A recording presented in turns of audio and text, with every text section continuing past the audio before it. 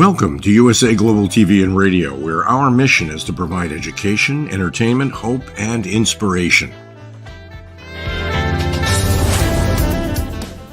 USA Global TV and Radio connects you with experts and audiences all around the world every single day to help you succeed in business and to live a richer life. Visit us at usaglobaltv.com to learn about career and life-changing training and mentoring programs like the Listening Mentor. Subscribe to our newsletter to stay informed about our special programs and offers.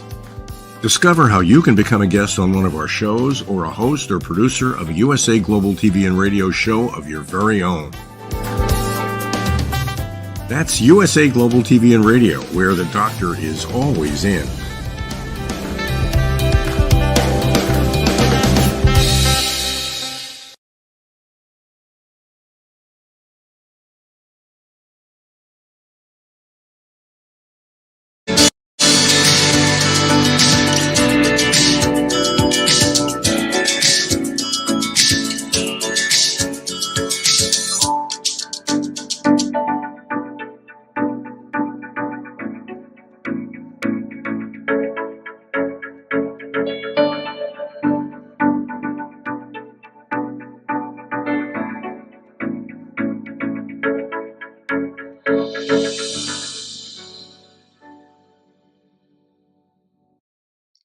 Hello, beautiful soul family, and welcome to Weekly Wisdom and Insights, your home for spiritually guided transformation and empowerment.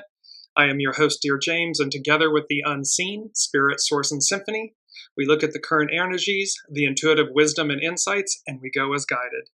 And powerful energies as par for the course, right? We have just had the autumnal equinox. It is What is it? It's fall in the northern hemisphere, and it is spring in the southern hemisphere. And also we're at the midpoint of the eclipses. And so there's a lot of moving energy where we are being called back to our center because there are just tremendous leaps forward. And so let's just take a quick look at some of the main themes we're going to be utilizing and working with. Welcome, Elizabeth. We have Here Comes the Sun, Inner Truth and Trust, Peace and Patience, the Autumnal Equinox, Endings and Beginnings, and the Eclipse Season Midpoint. So, and let me just go right into our main theme, because yes, it is fall, and the equinox is about equal day and night. And our main theme, though, what the unseen was saying to us was, they said, here comes the sun. And so there's this sense of where in the northern hemisphere, the days get shorter, so the light decreases. And of course, in the southern hemisphere, it increases. However, there was an overriding sense of yes, and yes, that's what has occurred. And yet there's this beautiful energy of, here comes the sun, like here comes the light, illumination, amplification, magnification, and this inner truth and trust, going back to our center, to our soul source connection, and how that leads us, guides us, literally advances us forward. And so we're going to work with hexagrams 61 and 52. A lot in today's show. And let me just go very quickly to the energies, the main energies that we're dealing with. So it's the last show of September 2024. It's a 9-month. So this small restraint, surrender. It's the 25th, and there was something about it. It's 9/25/24. So again, here comes the sun in 24/25. It reminded me of Christmas, like Christmas Eve, Christmas Day. Here comes the sun, this inner truth and trust, and this amplification, and there's great joy, and that's a big word for us. You're going to see this image. I'm going to bring it up really quickly. Joy. There's a lot of joy going on. It may look like mayhem and craziness out there, and yet we're talking about inner joy, inner truth, inner wisdom. and how that resilience carries us through. It's an 8-year all year long, so it's unite. We're coming from the inside out to bring all of the aspects of ourselves together. And by doing so, that ripples out and goes outward to the collective. It's the 24th, return, go back. It's to revisit. It's to relook at things.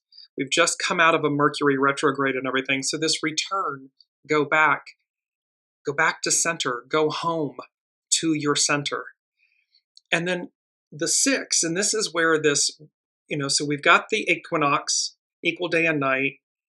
In the northern hemisphere, we're quote unquote supposed to receive less light. The southern hemisphere gains more light. And yet there's this overall arching message from the unseen that was about the 6, conflict, let go. But the 6 becoming a 1, the 6, this renewal.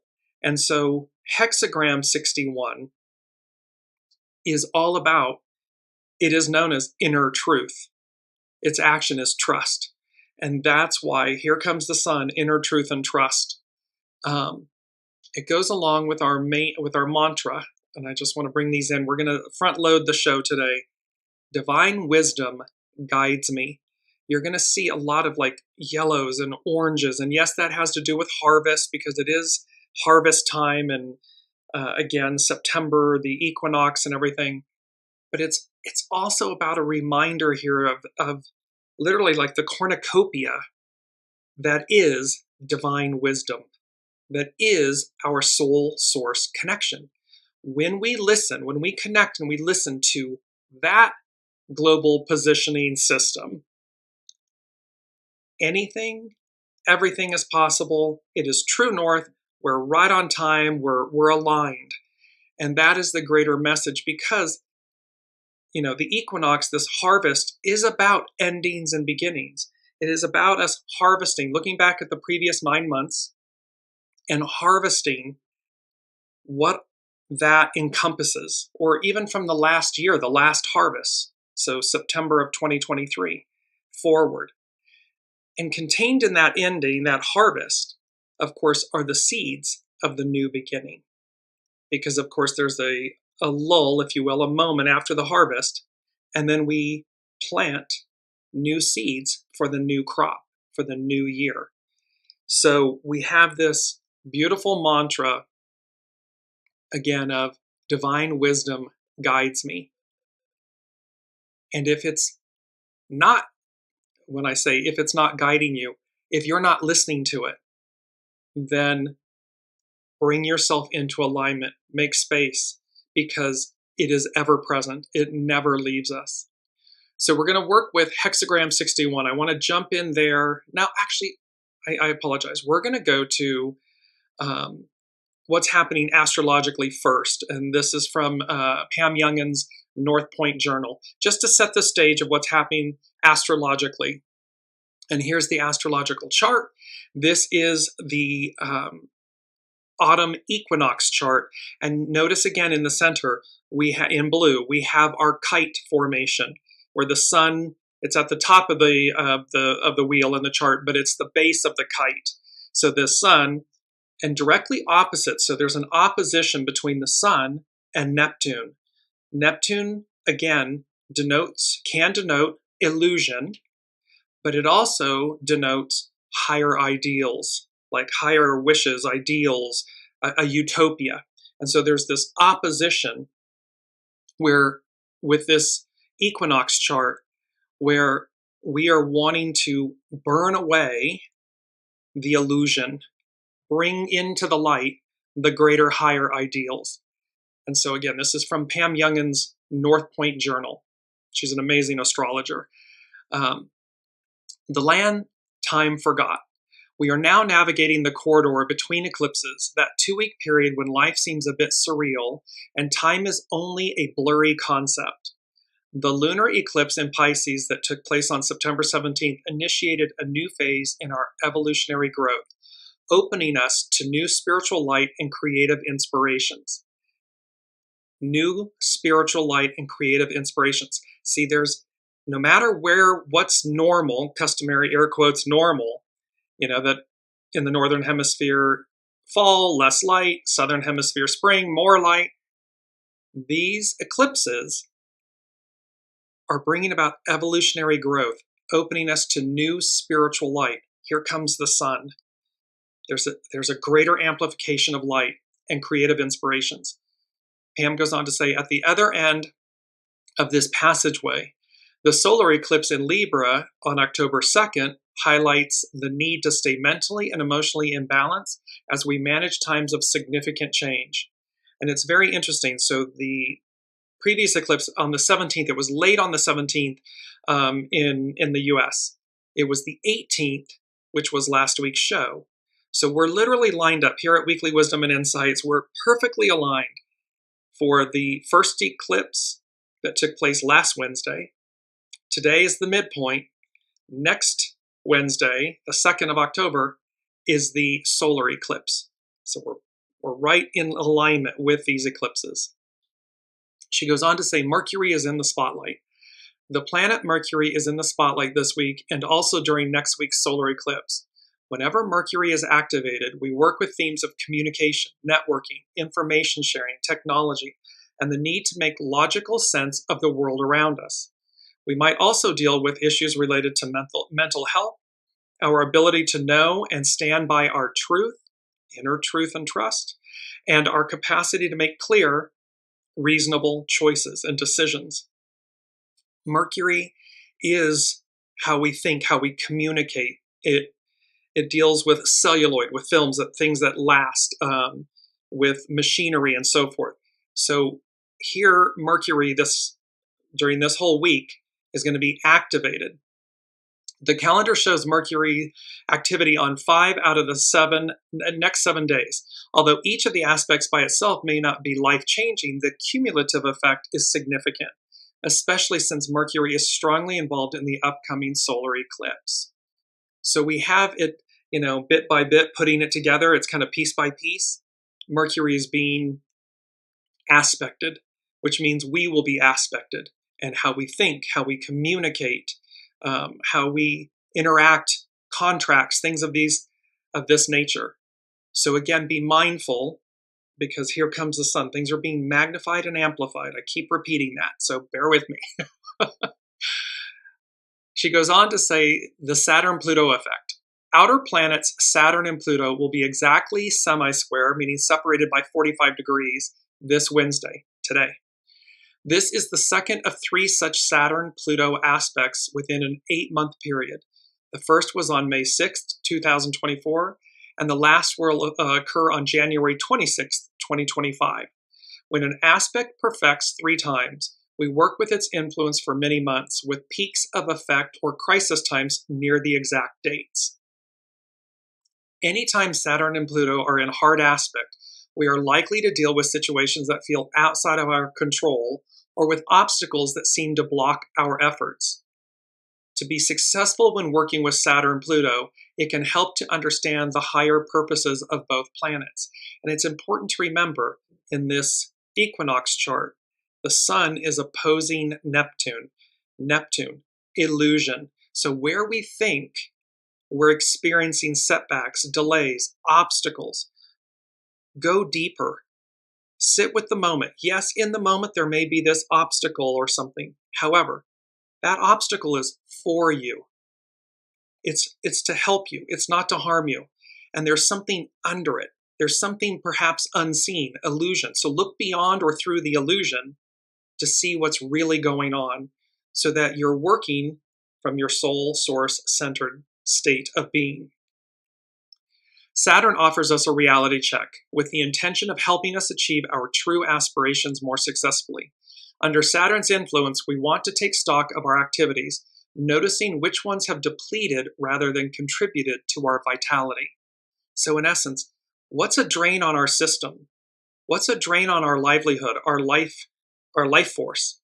Where are we, running down rabbit holes or spinning our wheels versus something that's going to actually advance us, that's in alignment, true alignment, inner truth and trust, in true alignment with our inner knowing, our inner truth. We learn to consolidate our efforts by pruning the tree of any dead wood and extraneous branches. Once we do this, we find we actually do have the strength and stamina we need to manifest the goals that are in alignment with our higher self. It is pruning the tree to cut away the dead branches, the dead growth and everything, because it brings greater vitality, greater life force. We have the ability to, with greater conscious awareness, greater life force, to achieve what we're really seeking, as opposed to being depleted, withered by avenues that no longer serve us. People, places, things, whatever it may be, relationships, whatever it might be. It allows us to manifest goals that are in alignment with our higher self.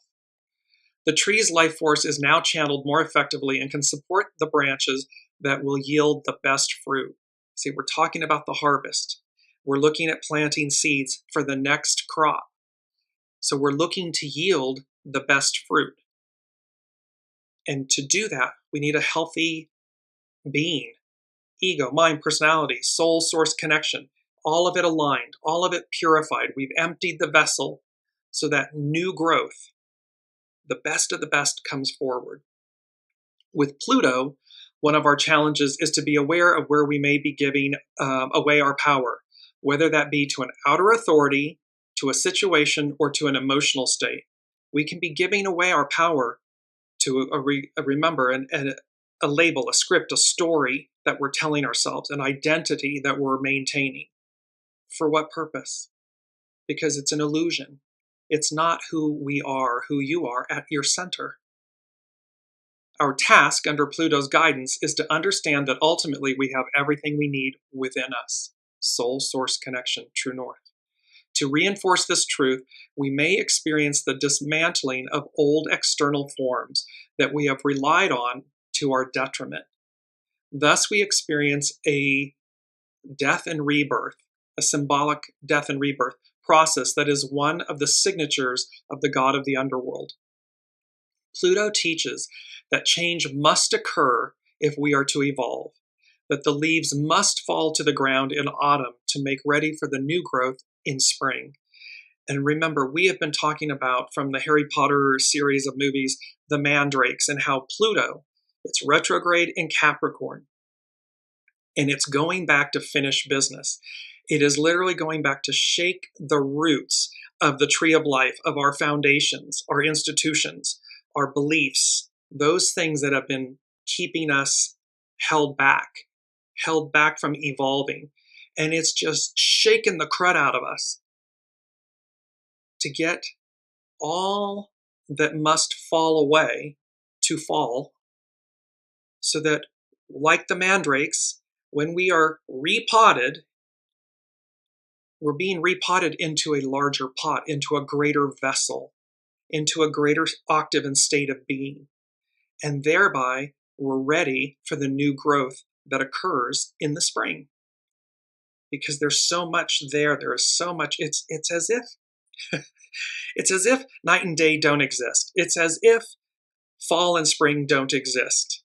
Or perhaps maybe a better, easier way, this is from the unseen, that there is an eternal spring upon us, within us. Eternal light, eternal spring. Eternal spring as in living waters that activate, awaken. And this is coinciding with the midpoint, the eclipses, the equinox, and this harvest, this ending, and this beginning, this renewal, and how we go about manifesting that in our everyday lives, micro, macro, the whole of the whole. So let's jump into hexagram 61 first. Inner truth. Its action is trust. Its hidden influence, nourishing vision, nurture.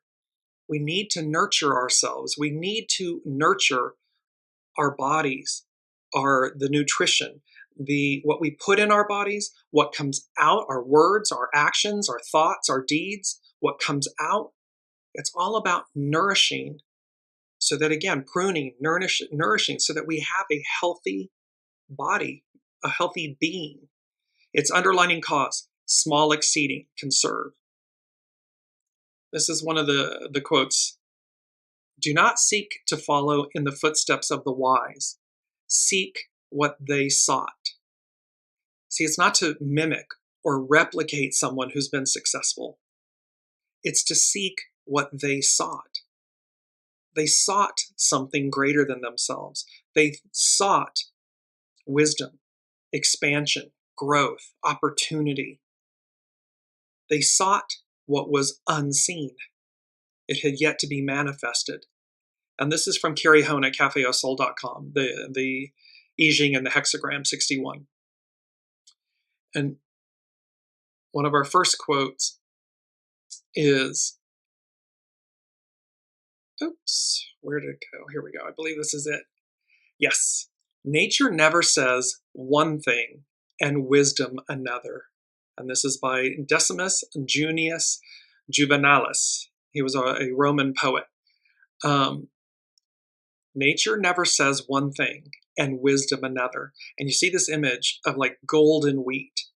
And wheat has been a symbol for humanity of, biblically, historically, it represents the harvest. It represents the best of the best. Nature never says one thing and wisdom another. It means that nature is wisdom. It follows wisdom. It is true north. It follows true north. It never deviates from true north, from its nature, its divine wisdom, its core center being. As one of the last principles in the Book of Changes, the development of inner truth is perhaps the core message of this entire book. Like Kung Fu, which carefully develops the physical and mental in harmony, Zong Fu, which is inner truth, has a similar message about how the inner and outer worlds align. In the introduction to the Book of Changes of the I Ching, we are told to treat each principle as our parents.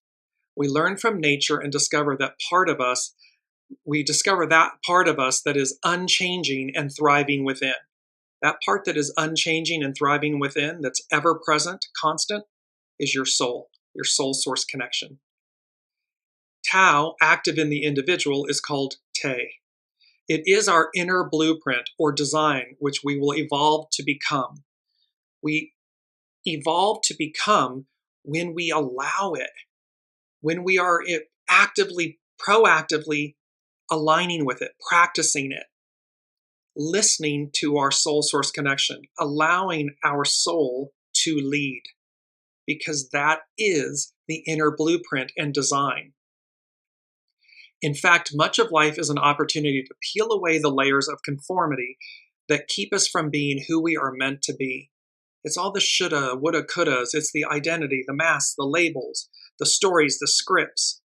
All of these things that get layered on top of the soul that literally it doesn't extinguish it, but it buries it.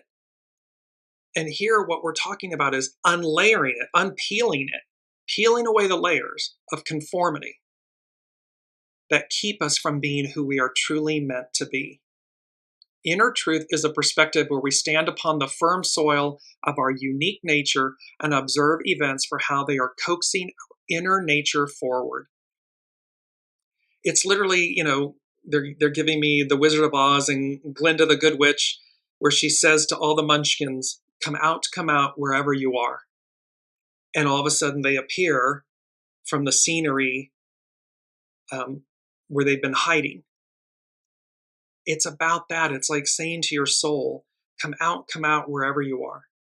Because that is the hidden treasure. That is the real you.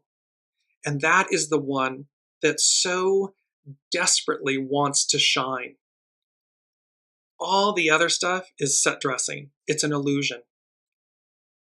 But when we follow that inner truth and we trust it, it's cosmic gold. It's number 3 from the unseen. Focus on the good. Harvest-plant that gold. Internally, externally. By default, you rise, you gain. So it's about focusing on the good within ourselves, seeing the light,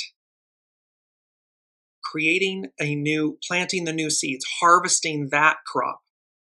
Because internally and externally, so in other words, do it internally and externally, and by default, you rise, you gain, you reap a greater harvest, a pure harvest. In acupuncture, inner truth is the lung 1 point called the inner treasury. And we see how the development of inner truth is the realization of the wellspring within, the living waters, the tree of life, the wellspring. We move into life and are buffeted about by following others, misreading signs, and casting judgment. See, all of these things, those are all ego, mind, personality, where we're following activity, following others, misreading signs, casting judgment, instead of just simply listening to our soul source connection. Stillness, it's number 5. Stillness and alignment, which is hexagram 52, which we'll get to. At some point, we can become lost. What will it take to return you to your authenticity, to your soul self, to your inner child, your soul self, to the one that before life experiences layered upon you, the one that was full of innocence and joy? Anything's possible. I can experience it. I can have it all. I can do this. It is available to me. I just need only seek it, be it. It's not outside of me. What is needed to allow you to quiet the mind of worry and see the beauty of grace unfolding in each moment? What is needed? One word, and it's our keyword, cultivation. Let me just bring that up. It's our keyword, cultivation. And in cultivation, the act or art of acquiring or developing a quality or skill. It's culture, it's refinement. The act of caring for or raising something. The loosening or breaking up, the tilling of soil. So when we cultivate, when we plant a harvest, literally a vineyard or whatever it may be, the crops, we're cultivating. It's a cultivation. We're loosening and breaking up the soil to plant new seeds. It's also the act or art of acquiring, developing a quality or skill. Self-cultivation, the development of one's mind or capacities through one's own efforts. So here we're looking at the one thing that's required of us is cultivation. To cultivate these qualities that may lie dormant or just bubbling, cracking to the surface, or we already have them and we can magnify them. There's a greater abundance of them. But the one word that's required of us is cultivation. It is to cultivate our soul source connection. It's to cultivate allowing our soul to lead. It's about cultivating to release the ego, mind, personality, put it in the sidecar, as we've said, and allow the soul to lead, to drive. The underlying cause of small exceeding suggested flying under the radar, tending to the small things and reducing visibility. See, for millennia, perhaps since the fall as in the fall from grace, Eden, Adam and Eve, and so forth, we've been playing it small. We have not been our true divine selves. Well, we have not been playing that. That has not been leading. What has been leading is our ego, mind, personality, this fallen or shadow state, this belief that it's us doing something versus the divine through us. And so small exceedings suggested flying under the radar, tending to small things, reducing our visibility, not living up to our greatest potential. But now it is time to go out and test your vision while interacting with others. See, now is time. Here comes the sun. The first thing the unseen said, peace and patience, ... The wait is over. We've been patient. We have worked towards inner peace, outer peace. And we have done it in the shadow of being small from this fall from quote unquote grace, from our divinity. And yet it's a fall. It's not a disconnection. We have been ever connected. The soul is ever present, the unseen. God, Spirit, Source, Symphony, the unseen, Allah, Buddha, the all that is, has been ever present. It is within us. It's constantly there. So now it's a time to reveal ourselves. When you are centered in Te and observant but not reactive, life seems to flow more gently. If you believe you must be like others, life will prod you back upon your path, which can feel uncomfortable when you are unwilling to go there. See, if you're holding tight to the ego, mind, personality, the masks, the identities, the labels, the scripts, the stories, it's going to feel uncomfortable because you've yet to surrender them. You've yet to see beyond the illusion of them. You've yet to hone, experience, connect to inner truth and trust. The minute you do, you're back on your path. Because it's like the soul sits there. The soul sits there like right on the path. Here's your path. It's straight. It's right here, straight and narrow, so to speak. And your soul is sitting on the path. Your ego, mind, personality runs off over here and runs off over there. The soul doesn't leave you. This came up in a client reading. The soul is right where you left off. It's right where you left it. It's right on the path of true north. And so it can feel uncomfortable until you get back to it. Nourishing vision as the hidden influence appears in many of the hexagrams because we must go forward, and we must also take time to turn within, to listen, meditate, listen, receive. This is what happens when we dream. We have experiences and place judgments upon them that are sometimes incorrect. Ego would have us constantly avoiding any threat to how it upholds the status quo, or its constant pursuit of comfort and stroking. See, it's the ego believes that it's in control when the soul is really the one that's in control. And the ego is constantly avoiding any threat. Oh, I don't know, we haven't done that. Or I don't know, we haven't honed that soul muscle. We haven't honed that skill. So I don't trust it. So I'm going to keep you over here off the main path. I'm going to keep you over here. But the minute you say to the ego, it's okay, thank you, it's okay, I'm going to listen to my soul. I'm going to get back on true north. We, ego, mind, personality, self, and soul self, we are going to get back on track. It dissipates. The monkey mind, the chatter, the fear, the anxiety dissipates. It doesn't mean we won't have butterflies in our stomach, but that's part of exercising the soul, inner truth and trust. When you observe nature, you will see that finding protection to remain stagnant is not an option. All things in life are growing, and all things are evolving from the blueprint or seed within. No matter what is unfolding around you, take time out to ensure that you are being true to yourself. Nothing can hide from nature. Remember, we had that discussion, like it's biblical where people are trying to hide from God at the second coming. You can't. It's impossible. And so it's the same thing here, where it's not something where you hide, where nature hides from its source connection.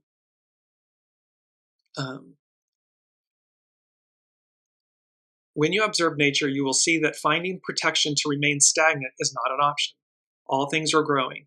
No matter what is unfolding around you, take time out to ensure that you are being true to yourself. It's about putting your oxygen mask on first and then assisting others. Nothing can hide from nature. React less and simply be responsive. As the image of an arrow hitting the center of a target and a bird's claw encircling a hatchling, inner truth offers the idea of both capture and protection. By holding to your center, you will always hit the mark. So holding to your soul source connection, listening to your divine inner truth, wisdom, and trusting it, it's a bullseye. Boom. It's always a bullseye. It's always about, you will always hit the mark. Go off, procrastinate, delay, have the ego, mind, personality, believe it's in charge and whatever. It's going to be an outer ring or a miss, or, it'll always be purposeful. It will always be purposeful. However, the goal is not to go astray. The goal is to stay true north. Welcome, Alicia. Through being limited, things are made dependable. So see, by playing small, we become dependent on it. And they become, quote unquote, dependable. Oh, I know that beast. I can trust it. I don't want to leave it. I don't want to go and see what's on the other side of who I believe I am. See how much mental, how much illusion, how much playing it small, being small, how, quote unquote, dependable that is. And yet it's not. It's stagnant. It keeps us from growing. Hence follows the image of inner truth. The wind blows over the lake, while the mountain and thunder are stirring within. Inner truth offers a message about achieving steady and joyous movement, even while you open yourself to every possibility for renewal. See, it's about joy. And just bringing up this image again of joy. And it's number 2 from the unseen. It was literally the word joy. And they said, and a feeling of great pleasure and happiness. That's the definition of joy. Then the unseen said, I heard the word unexplainable. So in other words, unexplainable joy. Then explainable, seemingly out of nowhere. And joy is the emotion evoked by well-being, success, or good fortune. So the point here with this joy and hexagram 61, where we're talking about how inner truth brings joyous movement. What the unseen is telling us all is this joy can come out of nowhere. It can be unexplainable joy. It just comes over you. Or it can be explainable in the sense that it's something you've been working towards. It's something that you've been desiring. In either case, it's this emotion that is evoked by well-being, by success, or good fortune. It's the harvest. It is, here comes the sun, this magnification and amplification of the light, which brings about joy. Joy. Because it opens us to every possibility for renewal. Inner truth has 2 open lines within the hexagram, which are surrounded by firm lines. This openness at the center reveals great power. Because it's our second quote, a heart that remains open can be guided by inner truth.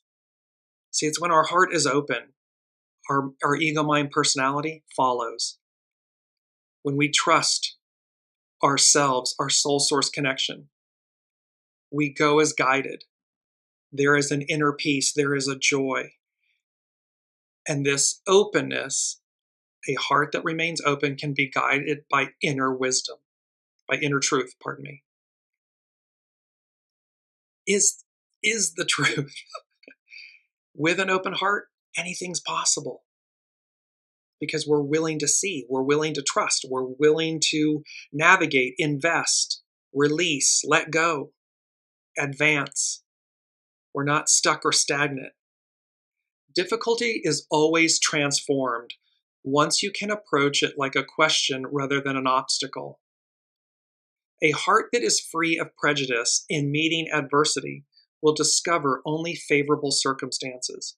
See, a heart that is free of prejudice in meeting adversity, it doesn't see it as adversity. It sees the adversity, the obstacle, as opportunity. There are no mistakes, there's only choices. And so when an open heart, with a free heart, we're free of prejudice, we can see through the illusion that the adversity or the obstacle is an opportunity, and we discover only favorable circumstances. I used to say to my contractors, they would say to me, we have a problem. And I said, no, we don't have a problem. We have an opportunity. What's the issue? well, that immediately fundamentally changes. It's not a problem. It's an opportunity. What's the issue? Shifts it to a different octave. To activate nature's transformative power within, you must remain objective in meeting the necessary tension that keeps you evolving. Do not fall prey to the illusion that when you reach the height of your inner truth, circumstances will not continue to further shape you. See, it's endless. It's not as though we get to some point or place in life or on our path and all of a sudden we're done. No, we continue to evolve and ascend and transcend. We continue to hone and polish all that is great and good within us. It may come in the cloak of opposites. We may choose to do it from an adversarial place or position. However, contained within that element is the higher octave of our greatness, of our good. So it continues to further shape us. Be not sad. Tension is the driving force of evolution. See, with the tension, it gets us moving, it gets us thinking, it's challenging us to find the way to, the way through. It is not there to beat us up. However, you can begin to see tension as evolving peace, where peace must then give way to further transformations. See, it's not to become complacent, to get lulled in. Peace and patience, the wait is over. Because it means that peace and patience evolves into further transformations. Moving joyfully through life's fluctuating movement and harmony allows you to find comfort in the way of change. It allows us to become comfortable. What's the one constant in life? Change. So it's to become comfortable with change. It's to see, and everything is energy. So change, obstacles, adversaries, tension, it's all energy. So how do we harness that energy for us? Oh, I see. Okay. The soul is wanting me to do something that my ego, mind, personality, playing it small, doesn't want to do. But the soul wins. The soul will always win. And so the more we become comfortable with change, celebrate, be joyous with change, the greater our life experience becomes, the greater our expansion. Life continuously shakes you free from any stagnant way of thinking. It's Pluto and Capricorn, the mandrakes, they're shaking the foundations. Life continuously shakes you free from any stagnant way of thinking. We've already been there, done that with where we are, so it's about where we're going, where you're going. You may give in after a long struggle or endless defeat. And this, quote, giving in reveals how the pathway could not have been otherwise. See, it reveals you. It doesn't define you. It refines you. It reveals you. Forced to make minor changes, these changes become significant to your success.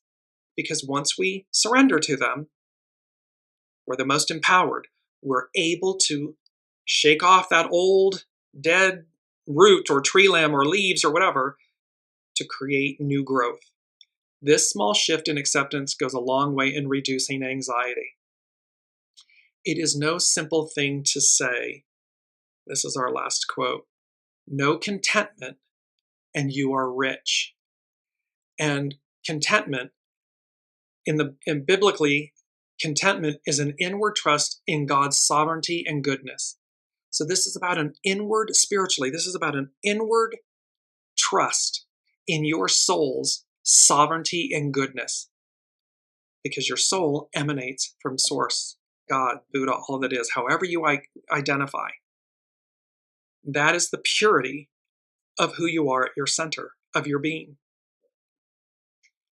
The dictionary definition of contentment is straightforward. The state of being satisfied with what one is or has, not wanting more or anything else. And so, know contentment and you are rich. It literally is rich in the moment, rich at all times. It's a state of being. Contentment is a state of being. Knowing that everything is perfectly aligned, I'm in alignment with my soul source connection, and I am following the path, Follow the yellow brick road from The Wizard of Oz. It leads you, where did it lead Dorothy? Home. And where she wanted to be, what she wanted for herself, her soul source connection, was within her the entire time. So now let's look at hexagram 52 very quickly. Because it was number 5 from the unseen, and they said stillness and alignment. And I knew that it was hexagram. I was like, oh, there's a hexagram about stillness. It's hexagram 52. Its action is meditate. When we pray, we're speaking to the unseen, to God the unseen. When we meditate, we receive. And so it's hidden influence, 40, liberation, untangle. So we're untangling all of these layers that have kept us down and allowed us to be small. It's underlining cause, 58, joy, encourage, putting up the image, joy. We're going to keep, if there's a word that you want to repeat over and over and over again during this time of the equinox, the eclipse, these energies that will arc out, keep saying to yourself the word joy, and keep working with our mantra, which is divine wisdom guides me. Both very powerful. To the mind that is still, the entire universe surrenders. In meditation or yoga, people learn to quiet the chatter of the, quote, monkey mind, which is always focused on need, fear, or what is wrong in the world. See, the ego mind personality is always on alert. It's always wanting to protect us. However, it fails to remember that the soul leads us. It guides us. And so the ego mind personality is meant to function in service to and with the soul. The soul leads. The ego mind personality is the action that is married with it, that brings it to life. It's not the other way around. And it's not to leave the soul absent from the equation. Using the mind to force the body to do what it wouldn't do naturally is the only way to achieve stillness. The hidden influence of liberation asks you to untangle the thoughts that have you on the hamster wheel. See, it's about untangling. It's about calming the mind. It's okay. Don't ever look to kill the shadow, kill the ego mind personality. That's not the moral of the story. We don't throw the baby out with the bathwater. What you want to do is make peace with your ego mind personality. Reassure it. It's okay. It's okay. I know you're nervous. We're nervous. It's okay. Let's just suspend that so that we can receive, so we can hear what the soul is guiding us to do, to untangle the thoughts, to get off the hamster wheel. It is time to get disciplined and learn to control your fear-based thinking. In the image of 2 mountains or 2 men with their backs to each other, we go into the inner temple and forget all about all that is going on around us. So we don't get caught up in the illusion, in the chaos that's swirling around us. We stay in the eye of the storm, in the eye of the hurricane. Stillness, peace. This doesn't mean we should always negate experience. It simply means that prior to resuming activity, it is sometimes good to take a sabbatical.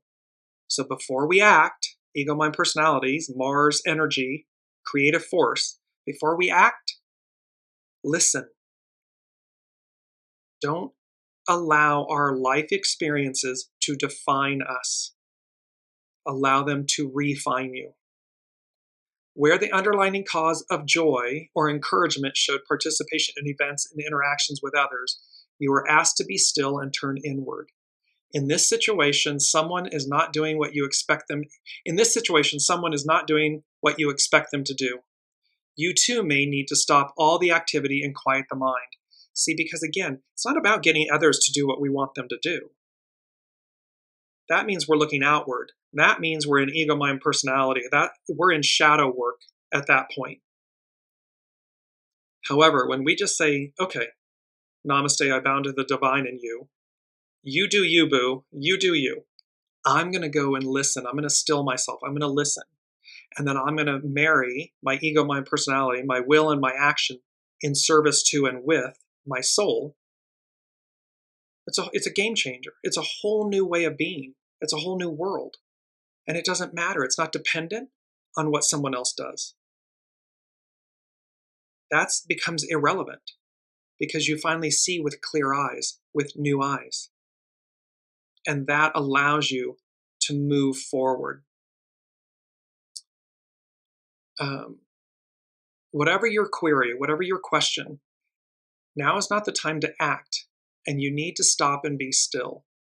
Perhaps you will discover something you hadn't considered when you can quiet the mind of its chatter and listen to the sound of the breath emanating from the heart. The heart center is the soul center. It's where the soul resides within us. And so this is about, at this time of harvest, of equinox, of advance, of focusing on the good, harvesting and planting that gold.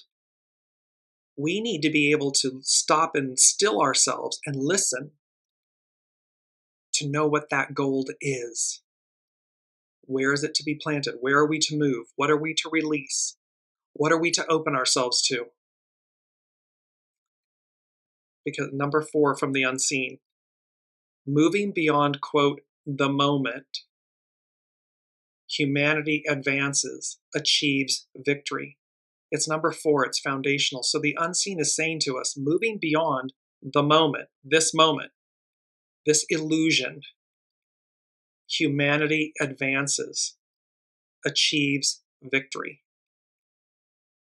The SABIAN symbols for the autumnal equinox support that. And it is, again, it is about harvest time. It's about endings and beginnings. It's about stillness and alignment. It is about cultivation.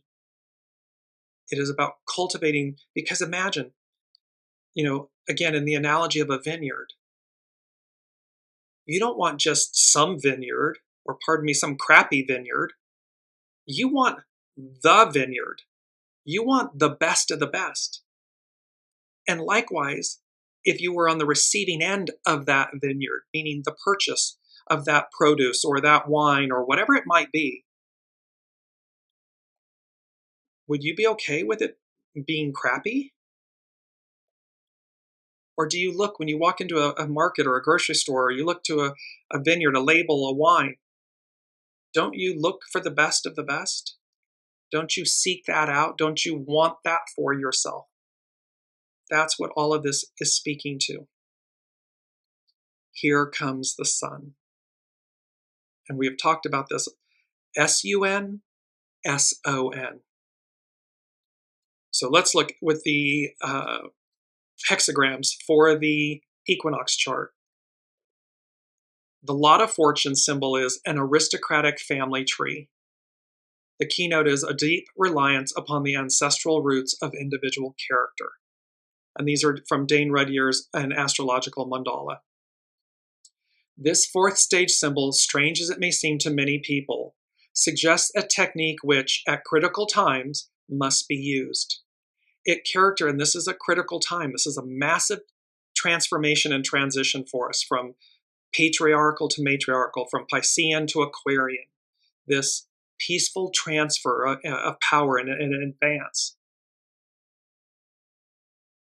It characterizes the means for true success.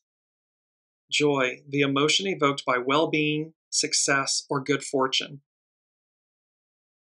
One returns to the roots to produce the flowering of personality, if this flower is to bring forth a living seed. Root power is essential to seed achievement. So this, again, it's going back to our roots. It's going back to our origin, to our soul source center. And from that place, and it's the lot of fortune. And so it's what's on offer. It's where we're going, it's symbolic of the North Node in a sense, but it's the lot of fortune. It's the victory. And that victory is the living seed. It's the root power from where we originally came from. It's not from where we came from in terms of like coming into life. It's far more than that. It's who we are as divine beings, not just, or divine human beings. It's going back to the root power of our divinity. Mercury playing a big role. A lion tamer displays his or her skill and character. The keynote, the need to tame one's vital energies to fulfill one's destiny. Tame vital energies. Ego, mind, personality. The active, the creative force. We see here the development of the concept of training. The true aristocrat is the individual who is in complete control of their vital and emotional energies. At the spiritual level, this includes the overcoming of pride, of ego, pride in one's strength and mastery, and the pride attached to an exalted status or social office. See, it's about overcoming the masks, the identities, the labels, the scripts, the stories, all these things that we layer on top of the soul and say, oh, that's who I am. That's an illusion. So this is about great mastery and the overcoming of all of those things so that we get to the root power of who we are. The meaning of this phase of development is traditional and evident. The whole process of social, ethical, and occult spiritual conditioning of the individual aims at the control of man's animal nature. See, it's the shadow, it's the fall aspect. So we're looking to, when we say overcome, it's to tame. It's the strength card in the tarot. It's to overcome that animalistic nature that we all have so that we rise above in a way. We're an octave higher. We're in our divine state of being. Implied in any successful process of taming and training is resoluteness and patience. See, it's about being resolute. It's being about committed, aligned, exercising that soul, S-O-U-L, muscle. Because we exercise our brains, we exercise our bodies, we exercise our nutrition.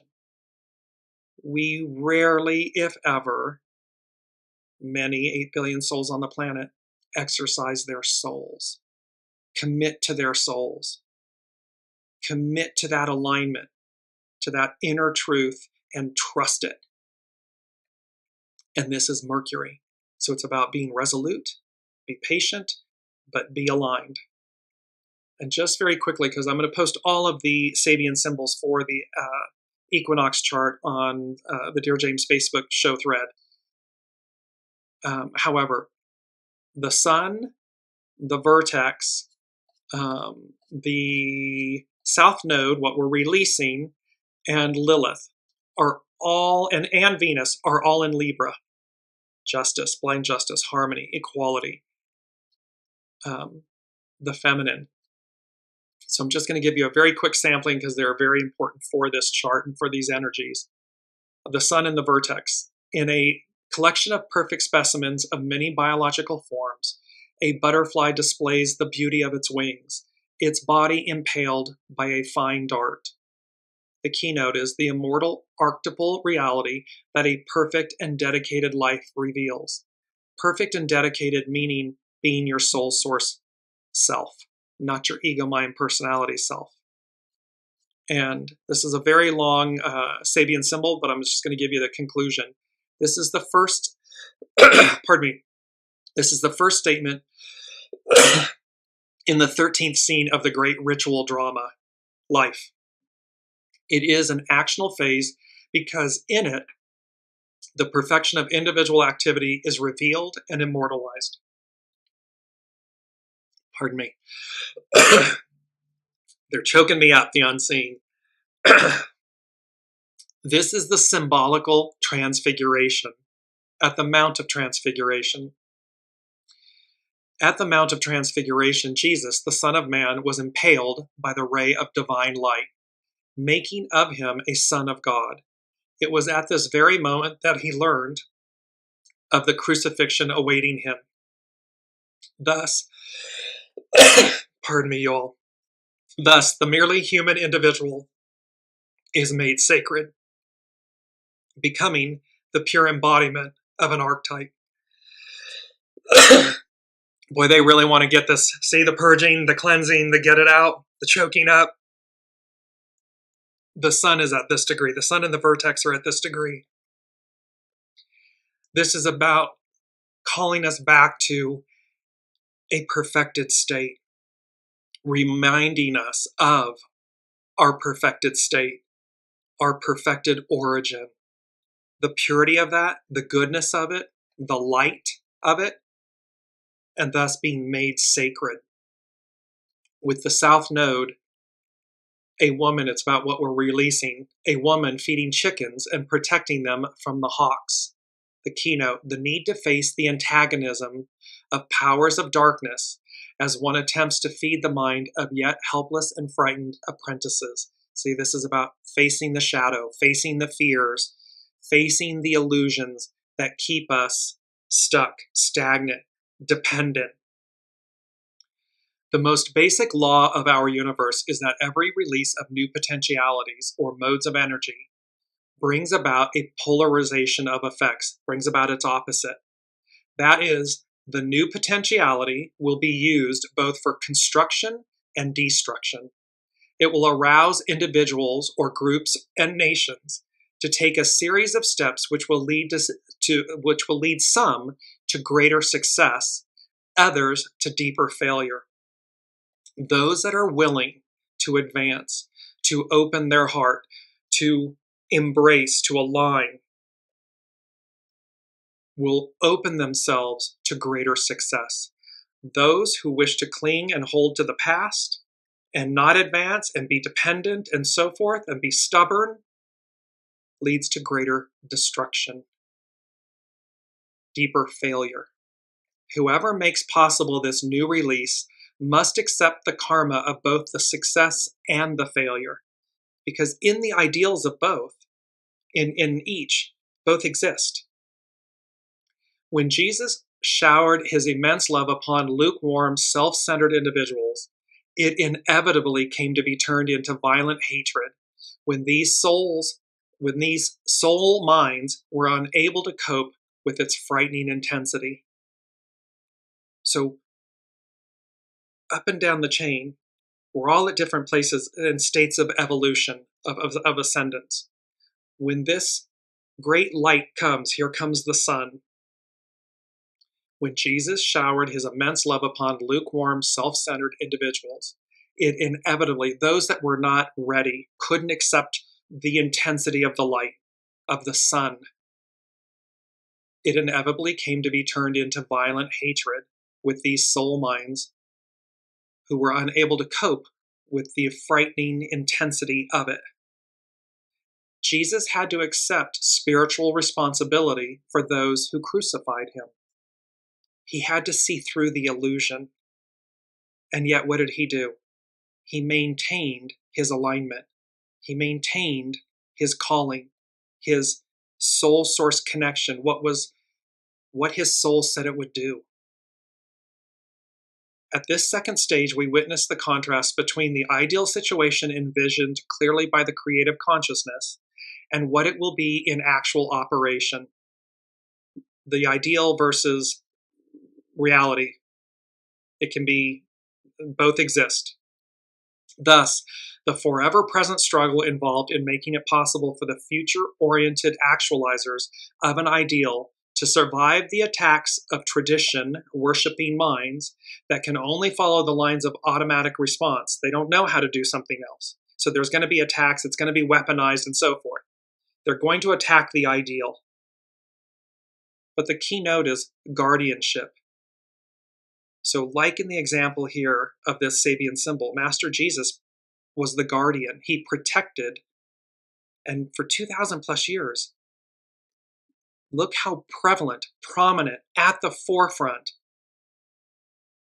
his experience, his offering, his message has lasted, afforded us. It didn't mean that it didn't come without shadow elements. We're experiencing that right now at this moment of change. Master Jesus came at the change of the Piscean area, Aryan area, Aries to Pisces. So Aryan to Piscean. We now stand at the threshold of Piscean to Aquarian. So the ideals that are being offered, what is being shown to us in the advance, come what may, it does not mean that it will not be attacked, or there won't be those that cannot accept the greatness of its light, of its offering. However, that is an individual choice for each of us to make. The unseen is saying, choose the light, choose the greatness, choose the alignment, choose to follow your soul. It is your divine self, your true self, and it will never, ever leave you. There is so much more here, and maybe it becomes a part 2 for October. However, I'm mindful of the time. So Lilith is having passed safely through narrow rapids, a canoe reaches calm waters, and it talks about relief. So it says that we will make it. We will get there. And Venus, 3 mounds of knowledge on a philosopher's head, the fulfillment of man's power of understanding at whatever level of existence the person operates. This speaks to a holistic approach to knowledge based on universals, meaning based on the soul.